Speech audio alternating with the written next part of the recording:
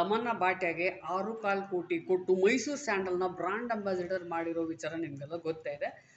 ಕೆಲವರು ಅದನ್ನು ಸಮರ್ಥನೆ ಮಾಡ್ಕೋತಾ ಇದ್ದಾರೆ. ಆಕೆ ದಕ್ಷಿಣ ಭಾರತದ ಬಹಳ ಭಾಷೆಗಳಲ್ಲಿ ನಟಿಸಿರೋ ನಟಿ, ಪ್ಯಾನ್ ಇಂಡಿಯಾ ಸ್ಟಾರು. ಆಕೆಗೆ 6 ಕೋಟಿ ಕೊಟ್ಟಿರೋದು ಏನು ವ್ಯರ್ಥ ಆಗಲ್ಲ. ಅವ್ರಿಗೆ 2.25 ಕೋಟಿ ಇನ್ಸ್ಟಾಗ್ರಾಮಲ್ಲಿ ಫಾಲೋವರ್ಸ್ ಇದ್ದಾರೆ. ನಮ್ಮ ಈ ಸಾಬೂನ್ಗೆ ದೇಶಾದ್ಯಂತ ಮಾರುಕಟ್ಟೆ ಸಿಗುತ್ತೆ ಅದರಿಂದ ಅಂತ ಅದನ್ನು ಸಮರ್ಥನೆ ಮಾಡ್ಕೋತಾ ಇದ್ದಾರೆ.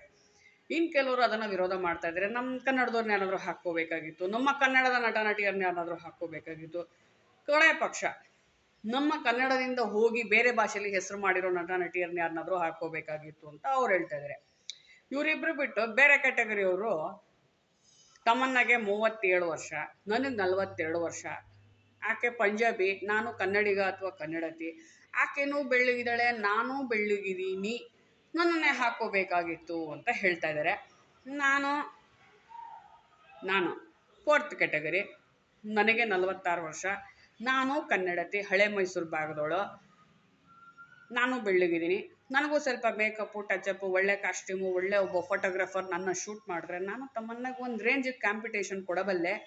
ಮತ್ತು ನಾನು ಮೈಸೂರು ಸ್ಯಾಂಡಲ್ ಬಗ್ಗೆ ಮಾಡಿರೋ ಸೀರೀಸ್ ಆಫ್ ರೀಲ್ಸ್ ಇನ್ಸ್ಟಾಗ್ರಾಮಲ್ಲಿ ಮಿಲಿಯನ್ ಗಟ್ಟಲೆ ಓಡಿದೆ. ಹಾಗೆ ಫೇಸ್ಬುಕ್ಕಲ್ಲೂ ಸಹ ಭಾಳ ಜನ ಈ ಸೋಪ್ನ ಮರ್ತೇ ಬಿಟ್ಟಿದ್ರು.